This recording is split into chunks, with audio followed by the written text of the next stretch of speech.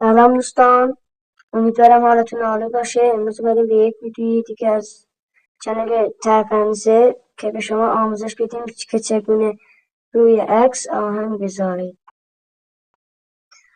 امیدوارم تا آخر این ویدیو با من همراه باشید. ویدیو رو سابسکرایب کنید، زنگوله رو فعال کنید تا ویدیو بعدی آخر بشید. بزن بریم که آموزش بدم. برای این کار روی برنامه انشا کلیک میکنید، روی ویدیو کلیک میکنید، عکس مورد علاقه خود را مثلا رونالدو رو انتخاب کنید. روی 10 ثانیه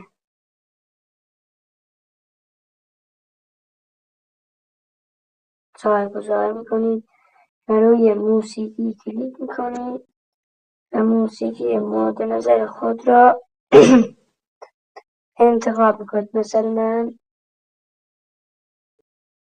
این انتخاب میکنم.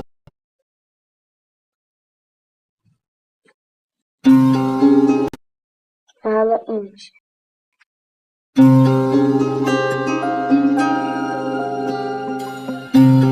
مسعود جلیلیان ارای حالم منه.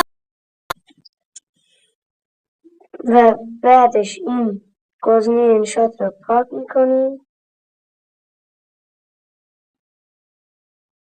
رایگان پاک خودش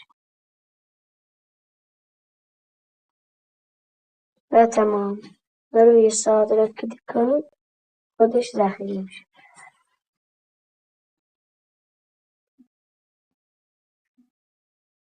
امیدوارم از این ویدیو خوشتون بیاد. تا ویدیوی بعدی، خدا نگهدار.